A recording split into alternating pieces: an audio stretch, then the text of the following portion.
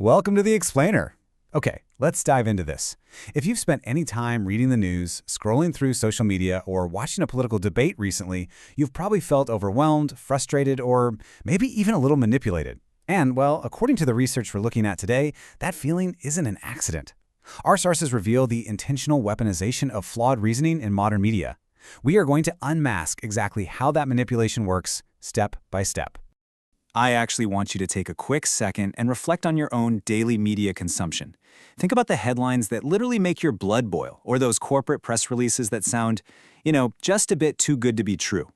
How often are politicians and industries intentionally tricking you? It's an unsettling idea for sure. But as our sources outline, manipulation in today's information age is rarely just a simple mistake. It's often a deliberate, highly crafted strategy designed specifically to bypass your critical thinking. So, here's our roadmap for today. We're going to cover the anatomy of intentional manipulation, recognize common logical fallacies, explore the psychology of misinformation, run through a student guide to analyzing the news, and finally, arm you with real-time debunking tactics. All right, kicking things off with Section 1, the anatomy of intentional manipulation. It is absolutely vital to establish right up front that bad arguments aren't just little accidents. They are calculated strategies deployed by organizations and political figures to influence your behavior and shape public opinion. Relying on research by E.T. Parker, we see an absolute barrage of digital media coming at us every single day. And this unprecedented volume of information, it's often intentionally seeded with disinformation. Words like fake news, propaganda, and conspiracy theories aren't just catchy buzzwords. They are actual mechanisms used to erode public trust and completely overwhelm your media literacy. The ultimate goal is to make you doubt credible sources entirely. So the crucial point is how we define a logical fallacy in this context. Classically, it's just an error in reasoning. But as our sources emphasize out there in the realms of politics, law, and corporate PR, these are definitely not innocent mistakes made by people who just don't know any better. They're intentional rhetorical maneuvers used to distract, mislead, or manipulate us. Let's look at a direct comparison to see how this plays out. First, imagine a massive corporation stating something like, "Our product is perfectly safe because millions of people buy it." We've redacted the company name here, but you see this all the time. Now, contrast that fallacious bandwagon-style argument with sound logic. Independent data confirms product safety through rigorous, peer-reviewed testing. Because let's be real, sales volume does not equal scientific safety. Yet, this appeal to popularity is used constantly by industries to dupe consumers into a completely false sense of security. Moving right along to Section 2, recognizing common logical fallacies. Now that we know the intent behind these tactics, we need to identify the specific monsters roaming our digital media landscape. First up is a totally devastating technique known as the Gish Gallop, or the fire hose of falsehood. Citing E.T. Parker's academic analysis, this is a purposeful approach that floods a debate with a massive volume of false or misleading statements in rapid succession. It's literally designed to completely exhaust fact-checkers and create overwhelming doubt. And just to be perfectly clear, this tactic is utilized impartially across all political spectrums during high-stakes debates. It forces opponents to spend all their precious time debunking rather than actually presenting their own arguments. Now, what's really interesting about this slide is how propagandists will often try to bypass logic entirely. The appeal to emotion substitutes actual evidence with raw feelings: fear, anger, pity, or even happiness. When a political ad screams that you won't be safe in your own home, or a marketing campaign promises a product will instantly cure your sadness, they are triggering an emotional response to effectively short-circuit your critical thought. Before you even realize it, your emotions are driving your reasoning. Next up is the straw man fallacy. This happens when someone misrepresents an argument just to make it incredibly easy to dismiss.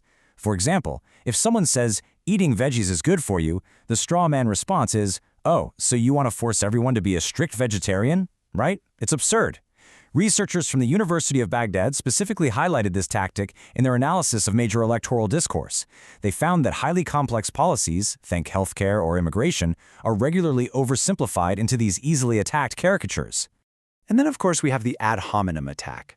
This occurs when the traits of the person holding a position are attacked rather than the merits of the actual argument they're making. It is a wildly pervasive strategy on social media. Attacking scientists, journalists, or political opponents directly is a documented, calculated way to distract audiences from substantive, real-world policy differences. Which brings us to Section 3, the psychology of repeated misinformation. Because understanding the tactics is really only half the battle. We need to focus on the psychological toll of these maneuvers and why human cognition makes us so unbelievably vulnerable to them. The whole structure of modern communication is kind of working against us here. Social media algorithms systematically amplify emotional appeals. Why? Because fear and anger drive clicks. This structural design rewards fallacious, emotionally manipulative content, creating tight echo chambers. Inside these echo chambers, critical examination is entirely replaced by group consensus. If everyone in your feed agrees, well, it feels true, completely regardless of the actual evidence. Let's walk through this table together to see exactly how our brains are hijacked. First, cognitive dissonance. When we're faced with conflicting facts, we experience this deep discomfort, so we rely on hasty generalizations just to ignore the evidence. Second, in-group/out-group bias. We judge arguments favorably if they come from our side, but super harshly if they come from opponents, even if the logic is literally identical. Finally, the bandwagon effect. We accept widely held beliefs uncritically simply out of a fear of social isolation. Organizations actively exploit these cognitive biases every single day to maintain internal conformity. All right, pivoting to Section 4, Analyzing News, a Student Guide. Let's move to and see how this builds into a practical toolkit. So how do we fight back? Whether you are literally a student sitting in a classroom or just a lifelong learner trying to navigate the web, here is your practical defense mechanism. When analyzing a news clip, follow these 4 steps. 1. Slow down and pause the clip. Break that rapid-fire pacing. 2. Identify any emotional triggers. Are they trying to make you angry or afraid? 3. Strip away the rhetoric to find the actual core claim. And 4. Demand objective evidence. If the claim stands without the emotion, it might be valid. If it collapses, yeah, it's a fallacy. You really have to train your brain to instantly distinguish between these 2 types of information. On one hand, you have sensationalist, emotionally charged headlines designed purely to trigger outrage and farm engagement. On the other, you have fact-based, context-rich analysis designed to actually inform you. Recognizing the difference between a headline trying to manipulate your feelings and one trying to actually build your knowledge, that is the absolute foundation of digital survival today. And finally, Section 5, Real-Time Debunking Tactics.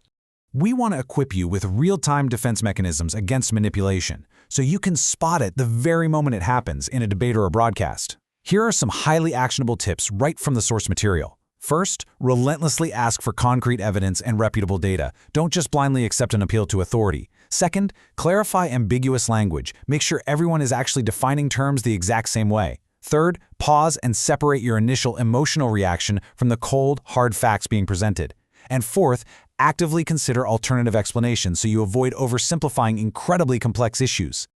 Winston Churchill famously said, "A lie gets halfway around the world before the truth has a chance to get its pants on." And this brilliantly illustrates why fact-checking techniques like the Gish Gallop are just so incredibly difficult to combat. Fact-checking takes time, effort, and nuance. Lies are fast, simple, and emotionally sticky. That disparity means we cannot just rely on professional fact-checkers. We have to be proactive, critical thinkers ourselves. Which leaves us with this final thought. You've seen the anatomy of the arguments, you know the fallacies, you understand the deep psychology being used against you, and you now have the toolkit to dismantle it. Now that you know the tactics, how will you change the way you consume the news tomorrow? The next time a headline makes you absolutely furious or a politician floods the zone with wild claims, I hope you use these very tools to pause, analyze, and demand the truth. Thanks for joining me on this explainer. Stay curious and keep questioning everything.